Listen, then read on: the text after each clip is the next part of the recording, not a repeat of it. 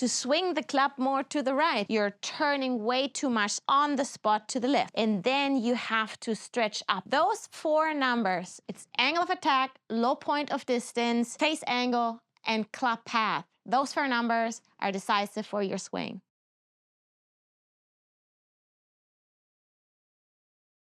The low point, ever since I've heard from that and really learned a lot about it, it got me to the next level. And I'm sure it gets you guys to the next level as well. If you have ever worked with a TrackMan, you maybe know that the low point is an option you can choose.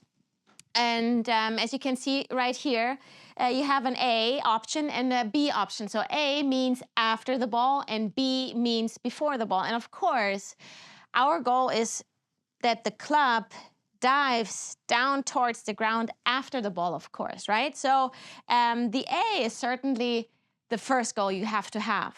But of course, as always, too much is also not great. So there's always like a gap, let's say between 3 and 7 centimeters after the ball. I'm talking about centimeters. For you guys, it might be inches, but for me, it's centimeters here in Europe. There you have to be careful that it doesn't get in too much of the A. And this is what we are talking about today, because I have a lot of students, they get in enormous numbers in an A after the ball, and they're super proud that it's a big A, but of course, a slice is coming out or some left shots are coming out, and I'm telling you why.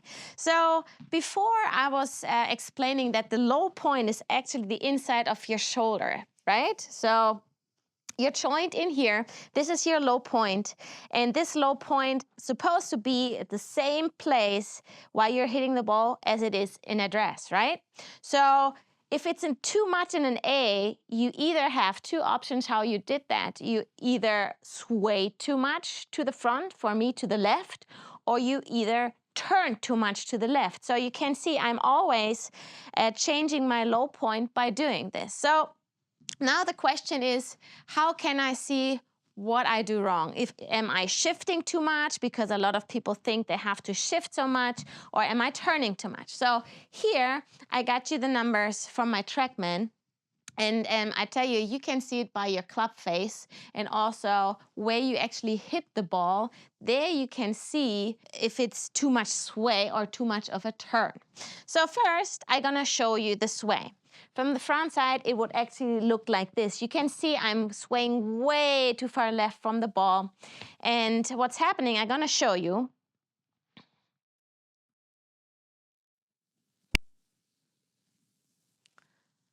So the club path will certainly be to the right because I'm totally blocking my circle around me. So you can see my club path is swinging 4 degrees to the right, what a lot of people actually would like to do, right? To swing the club more to the right. So maybe this is an option or an idea for you, how you actually get your swing plane more to the right. So you just need to sway a little bit more. But you can see I have a big number. I have 8 centimeters after the ball. But here you can see the club face was open and my swing plane was to the right because I'm completely blocking my turn to the left, which is actually supposed to happen. So now I show you the opposite. Or not the opposite, but finally it's the other way to get a extreme A, what most of amateurs do when they're struggling with a slice or something. You are taking away the club, and the first thing is you're turning way too much on the spot to the left. So let's see.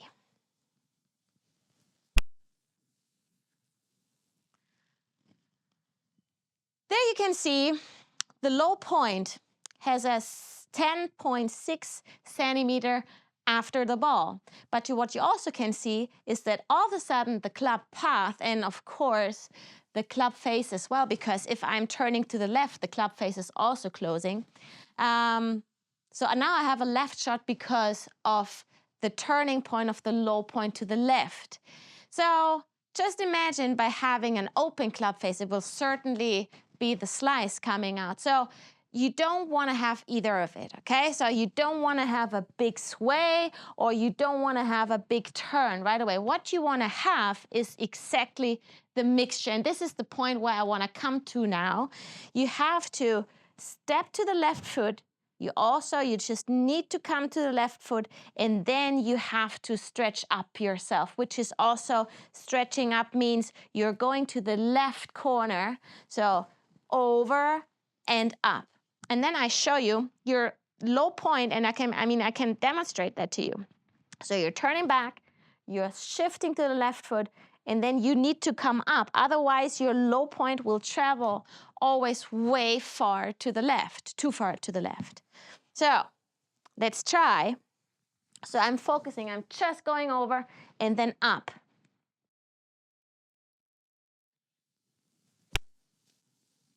That might be a little bit also too far to the left, yeah, as you can see, but my club face and my club path were super, super straight. So that means I'm certainly not turning too far to the left, and I'm also not swaying too much. I actually just stood too much on my left foot, you know? So this is those numbers you at some point need to learn if you're working with the TrackMan, but I'm sure you have good pros at home who can also describe the numbers. But those numbers you should be focused on when you're working with the low point. It's not only the low point, it's also the face angle and of course the club path. I really hope I could explain to you a little bit more about the low point control. So really, it's about controlling the inside of your left shoulder. It shouldn't be too far after the ball, and of course it shouldn't be behind the ball. It should arrive towards the hitting time. It should arrive at the same spot as it used to be at address position. And I really hope you understood this. If not, just give me some questions. I'm trying to answer all of them. And the low point is such a big subject and such a cool thing if you once understood that this is really decisive. And I'm sure if you're watching those videos, you will get better and you're getting yourself to the next level. Now I wish you good luck and of course, have fun practicing.